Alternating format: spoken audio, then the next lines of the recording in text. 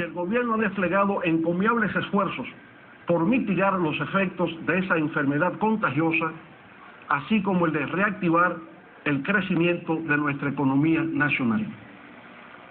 Al ser el COVID una tragedia de carácter global, es evidente que todo lo que acontezca en torno a su propagación y sus consecuencias económicas y sociales repercuten en nuestro país. El principal desafío a nivel mundial para combatir la pandemia fue encontrar una vacuna adecuada. Se logró en tiempo récord, en menos de 8 meses. Normalmente la elaboración de una vacuna toma tiempo, a veces entre 10 y 15 años, pero los esfuerzos de colaboración entre los miembros de la comunidad científica internacional permitieron obtener ese milagro en tan corto tiempo. En la República Dominicana se contrató la vacuna AstraZeneca, fabricada en la India, con una licencia de dicha firma y la Universidad de Oxford en el Reino Unido. Lamentablemente, la referida empresa farmacéutica no pudo cumplir sus obligaciones contractuales a pesar de habérsele pagado, como tampoco las pudo cumplir con varios otros países de Europa. El fracaso del mecanismo COVAX de la Organización Mundial de la Salud, OMS, para proveer del fármaco a los países en desarrollo, obligó al gobierno a la búsqueda de la única alternativa viable en el momento, la vacuna Sinovac, elaborada por la República Popular China.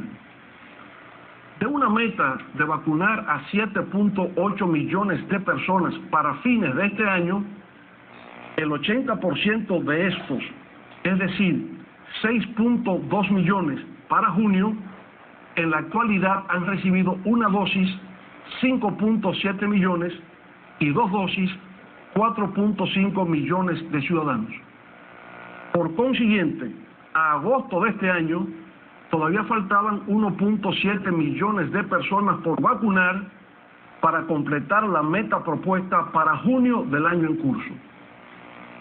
Debido a una disminución del cúmulo de ciudadanos que en estos momentos acude a vacunarse, es lógico suponer que desafortunadamente tampoco se alcanzará la meta deseada en el plazo previsto.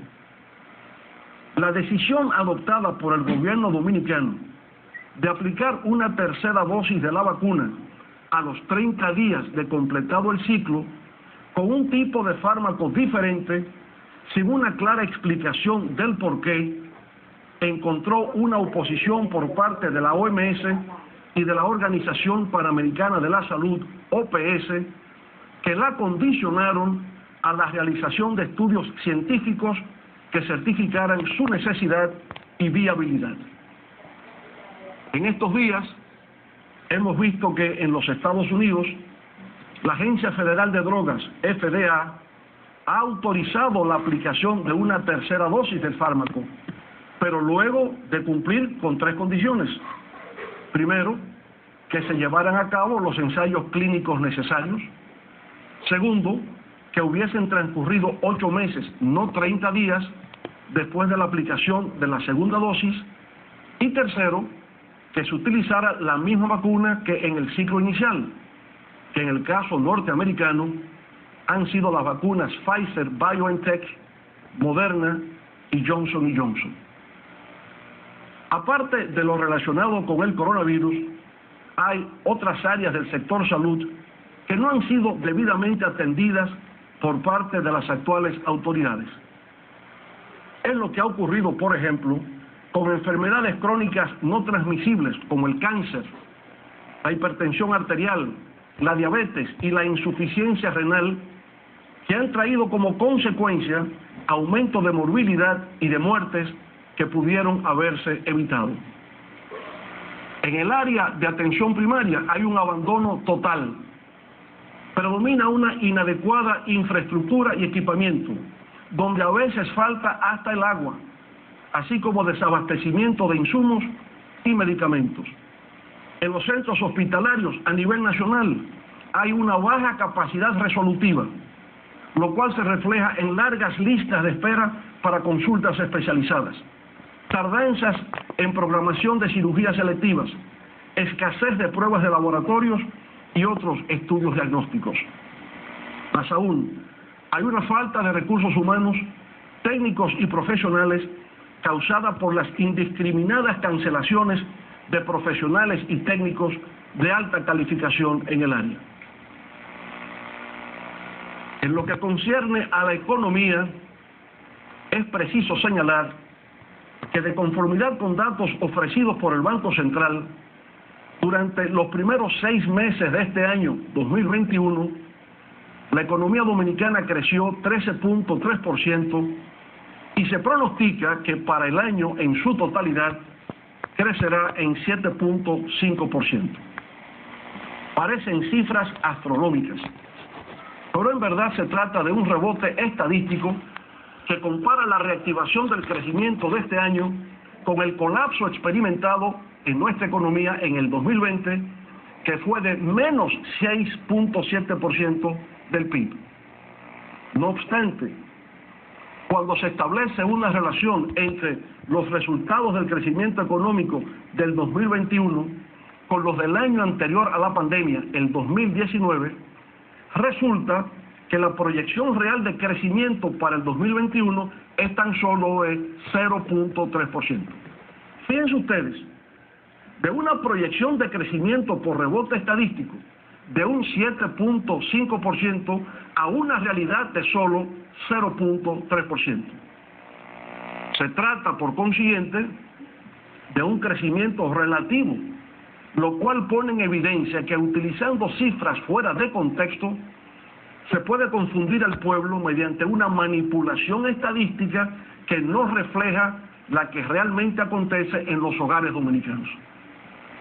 A pesar de los logros obtenidos por las actuales autoridades en mantener la estabilidad macroeconómica y un clima adecuado para la inversión, a los fines de que el país pueda salir de la crisis, lo cierto es, sin embargo, que todavía estamos en una fase embrionaria de recuperación puesto el gobierno en un importante sector productivo nacional como es el turismo. Pero aún tenemos un camino que recorrer para la total recuperación de la industria sin chimeneas de nuestro país. Por supuesto, muchas de las razones escapan al gobierno, pues también con motivo de la pandemia del COVID-19 y sus variantes, importantes mercados para el envío de turistas aún permanecen cerrados para visitar nuestro país. Como consecuencia, todavía tenemos hoteles cerrados en notables polos turísticos que dependen de esos mercados. En la Fuerza del Pueblo, aspiramos a que continúe ese empeño y esfuerzo gubernamental en asistir a ese sector para que logre el esplendor, la contribución a nuestra economía y a la generación de empleos que tuvo previo a la propagación del virus. Como parte del proceso de reactivación económica, es importante hacer referencia al papel significativo que han tenido las remesas enviadas por nuestros abnegados compatriotas en el exterior, siempre dispuestos a manifestar su solidaridad, aún en circunstancias adversas para ellos mismos. Durante los primeros 7 meses de este año, de enero a julio, hemos recibido 6.159 millones de dólares, lo que representa un aumento de 1.856 millones con respecto al mismo periodo del 2020, lo que equivale al 43.2%. Esos recursos que ingresan al país son de una importancia tal que en la actualidad resultan determinantes en el presupuesto del 50% de nuestros hogares. Es de reconocer que esos envíos del exterior, principalmente de los Estados Unidos, se ha debido a la política de expansión monetaria del gobierno norteamericano, que ha emitido 6 trillones de dólares para hacer crecer su economía. Esa expansión monetaria, al mismo tiempo, ha contribuido a ampliar la reactivación del resto de la economía mundial y, naturalmente, también de la economía dominicana. Como consecuencia del impacto económico del COVID-19, nuestra economía, que en el 2019 tenía un Producto Interno Bruto ascendente a 89.000 millones de dólares, experimentó en el 2020 una caída de 10.000 millones de dólares. Hablar de recuperación económica significa, en primer término, recuperar esos 10.000 millones de dólares perdidos en nuestra capacidad de producción de riquezas. Eso, claro está, no se logrará este año. Con vientos a favor podría tal vez lograrse en el 2022, pero lo más probable, sin embargo, es que lo podamos alcanzar en el 2023. Así pues, aunque nos encontramos afortunadamente en un proceso de reactivación, no podemos perder de vista lo que ocurre en el plano global, donde todavía persisten efectos de la pandemia, ahora con sus múltiples variantes, y una situación económica que, debido al fenómeno de expansión monetaria estadounidense, ahora tiene que enfrentarse a los efectos indeseados del crecimiento de la deuda y de la inflación. Por todo eso, cobra sentido la advertencia expresada por la CEPAL al estimar como una paradoja de la recuperación en América Latina y el Caribe el que el rebote económico no asegura un crecimiento sostenido. De todas maneras, tomando como bueno y válido que la economía dominicana durante el primer semestre del 2021 haya crecido 13.3%, conviene formularse la siguiente pregunta: ¿cuál ha sido el aporte del gobierno desde el punto de vista fiscal para el inicio de esa reactivación económica? La mejor acción que el gobierno puede realizar para promover el crecimiento económico es a través de la inversión pública. Resulta, no obstante, que durante los primeros 7 meses de este año, el gobierno, de un total de gastos de 468.342 millones de pesos, solo ha destinado 30.552 millones a gastos de capital, es decir, infraestructura, compra de maquinarias, equipos, vehículos, etcétera, equivalente a un pírrico 6.5% del gasto total. Eso es importante porque el gobierno, conforme al presupuesto de este año de 959.093 millones de pesos, el más alto de la historia económica dominicana, está legalmente autorizado a invertir en gastos de capital 132.365 millones, razón por la cual podemos afirmar que su contribución al inicio de la reactivación económica no ha sido en proporción a la que ha debido ser. Para enfrentar los estragos económicos generados por el COVID-19, el gobierno dominicano, al igual que otros gobiernos, se vio obligado a incrementar el gasto. Tuvo que hacerlo, sin embargo, en unas circunstancias en que disminuían los ingresos fiscales. A falta de una cooperación de la comunidad internacional, el gobierno tuvo que recurrir al endeudamiento. No había otra salida. No obstante, lo que resulta preocupante es la dimensión en que ha tenido lugar. El nivel total de la deuda de los sectores públicos, financiero y no financiero, se ha disparado de forma significativa, situándose en el más alto de la historia económica nacional. Con un crecimiento de 18.7 puntos porcentuales durante la pandemia, es el de mayor registro de América Latina y el segundo más alto en crecimiento del mundo. Y eso, naturalmente, hace levantar las cejas y mirar con preocupación. Esa legítima preocupación se debe a que esos niveles de endeudamiento, como acertadamente nueva vez afirma la CEPAL, reducen el espacio fiscal, ponen en peligro la recuperación y limitan el crecimiento futuro. En junio del 2020, la deuda pública dominicana era de 46.700 millones de dólares, igual al 59.2% del PIB. A junio de este año era de más de 59.700 millones de dólares, equivalente al 68% del PIB. Esto es 13.000 millones más que en junio del año pasado. Para que tengamos una idea de la magnitud de lo que estamos hablando, en 8 años, del 2004 al 2012, durante los 2 periodos consecutivos que me correspondió el honor de dirigir los destinos nacionales, el gobierno dominicano, a pesar de haber enfrentado 3 crisis, la bancaria interna, la crisis financiera global y el alza de los precios de los commodities, incrementó la deuda en solo 1.800 millones de dólares por año. Increíble, pero así es. Durante esos 8 años de nuestros gobiernos, la deuda incluso disminuyó, pasando de un 46.9% del PIB a un 41.3%. Señoras y señores, en los círculos oficiales se afirma que durante el primer año de gestión del actual gobierno se han recuperado 714.551 empleos de la prepandemia.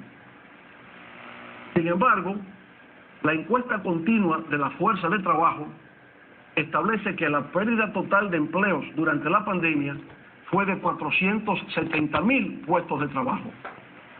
Por consiguiente, es imposible que se hayan recuperado 714.551 puestos de trabajo si en realidad solo se perdieron alrededor de 470.000.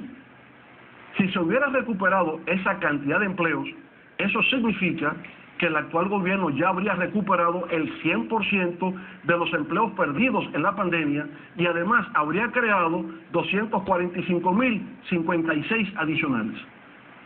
Naturalmente, eso es imposible, debido a que aún en los mejores tiempos de crecimiento económico nunca se han creado más de 120.000 empleos por año. La verdad es que la pérdida de empleos provocada por el COVID-19 todavía no ha logrado recuperarse y hacen falta alrededor de 192.500 puestos de trabajo para lograrlo. Y a pesar de los programas de asistencia social, Quédate en Casa, FASE y PATI, los cuales fueron extendidos hasta diciembre del 2020, la pobreza aumentó en nuestro país. En términos absolutos, esto implicó que 268.515 dominicanos descendieran a niveles de pobreza general, incrementándose de igual manera la indigencia o pobreza extrema. Pero a nivel general, lo que nuestro partido, Fuerza del Pueblo, ha observado que suscita mayores niveles de angustia, ansiedad y frustración en la población dominicana es el alza de los precios de la canasta familiar. Un ejemplo es lo que ha ocurrido con los precios del pollo, un producto de primera necesidad, fundamental en la dieta diaria de nuestro pueblo, que junto al arroz ocupa los primeros lugares en términos del gasto alimenticio de las familias dominicanas. Aunque se asocia el alza del precio del pollo a la fiebre porcina, la verdad es que desde fines del 2020 y durante los primeros 7 meses de este año, el aumento en su precio ha sido una constante. Se han hecho reuniones entre autoridades, productores, dueños de supermercados y vendedores para buscarle una salida a un tema que resulta agobiante para la población y no se ha logrado. Ha habido un fracaso en solucionar el incremento de los precios del pollo, pero de igual manera con otros productos, como el arroz, el aceite y las habichuelas. Tampoco se ha logrado mejorar la situación con los limones, las naranjas y los aguacates, y ni siquiera con el arenque o el bacalao. Personalmente, he consultado a algunos vendedores de pollo, quienes me han hecho saber que el precio varía de un día para otro, así como de un lugar a otro, pero en ningún caso baja de 75 pesos la libra. Más bien oscila entre 85 y 90 pesos y hay algunos puestos de venta en el Distrito Nacional donde ha llegado hasta a 100 pesos la libra. De acuerdo con las cifras del Banco Central, la inflación acumulada en el renglón de alimentos y bebidas no alcohólicas desde agosto del 2020 hasta julio del 2021, asciende en general al 9.84%. Pero hay productos alimenticios donde las alzas superan el 30%, el 40% y hasta el 60%. El huevo se incrementó al pasar de 179 pesos a 231 pesos el cartón de 30 unidades. La carne de res, que costaba 111 pesos la libra, ahora se encuentra a 152 pesos. El aceite de soya subió de 380 pesos a 626 pesos el envase de 128 onzas. Y las sopitas se incrementaron de 38 a 57 pesos la cajita de 7 unidades. El gobierno dominicano ha pretendido atribuir las alzas de los alimentos al incremento de los precios internacionales de los insumos y materias primas utilizadas en la producción, como los fertilizantes, los granos básicos y el petróleo.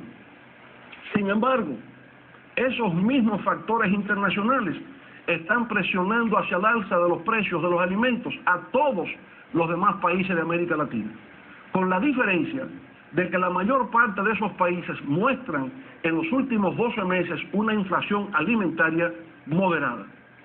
El problema radica en que la inflación alimentaria de República Dominicana es una de las más altas de América Latina, solamente superada por Venezuela, Brasil y Argentina. El incremento de los precios de los alimentos, unido a la pérdida de empleos e ingresos económicos que ha sufrido el pueblo dominicano como resultado de la COVID-19, sugiere la posibilidad de que el país experimente un aumento del hambre y la subalimentación, lo que representaría a su vez un retroceso en términos de seguridad y soberanía alimentaria. Por supuesto, no podemos permitir que eso ocurra y la fuerza del pueblo trabajará de manera infatigable para impedir que una situación semejante pueda enseñorearse sobre el territorio de la República Dominicana. Distinguidos amigos, el actual gobierno dominicano ha manifestado un particular interés en lo relativo a la transparencia, a la rendición de cuentas y a la lucha contra la corrupción y la impunidad.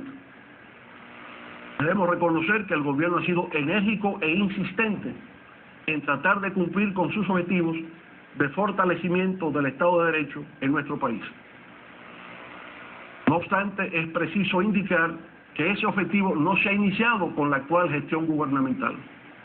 Desde el 1996, durante nuestra primera gestión de gobierno, se puso en ejecución un plan integral orientado hacia la reforma y modernización del Estado dominicano.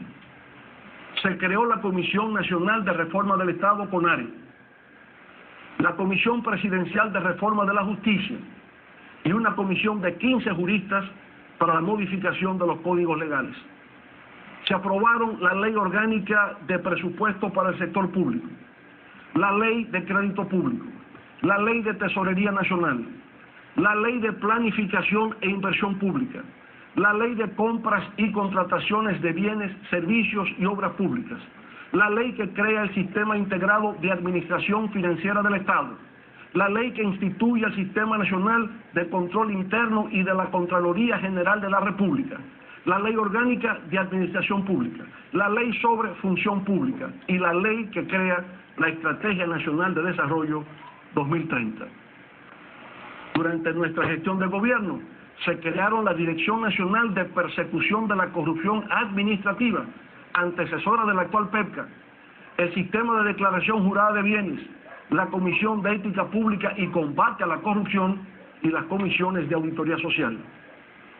Con la proclamación de la Constitución del 2010, se dio origen al surgimiento de nuevas instituciones que actualmente juegan un rol estelar en nuestro sistema democrático, como son el Tribunal Constitucional, el Consejo del Poder Judicial, el Consejo Superior del Ministerio Público, el Tribunal Superior Electoral, el Tribunal Superior Administrativo y el Defensor del Pueblo. Como puede apreciarse, toda la base institucional para la existencia del Estado social y democrático de derecho surgió como iniciativa de los gobiernos que tuve el honor de dirigir. Estimamos en toda su justa dimensión el deseo del presidente Luis Abinader de hacer nuevos aportes a la consolidación de la institucionalidad democrática de nuestro país. Y por tal motivo, la Fuerza del Pueblo ve con simpatía y beneplácito la invitación que formula a distintos sectores de la vida nacional para que participen en un proceso de diálogo con relación a 12 propuestas de reformas sugeridas por el Poder Ejecutivo. Consideramos que la construcción del consenso es la vía más idónea para que el país pueda avanzar en la superación de la actual crisis sanitaria, económica y social causada por la pandemia del COVID-19, así como por la supervivencia frente a males ancestrales que todavía aparecen como fantasmas en el horizonte nacional. Sin embargo, con respecto a la idea de reforma de la Constitución de la República para establecer la independencia del Ministerio Público, la Fuerza del Pueblo considera que ya en su artículo 170, nuestra Carta Magna precisa que esa institución goza de autonomía funcional, presupuestaria y administrativa. Y lo mismo señala el artículo 2 de la Ley Orgánica del Ministerio Público. Como los términos autonomía e independencia significan lo mismo, carece de sentido pretender modificar la ley de leyes para introducirle algo que ya existe. Constitucional y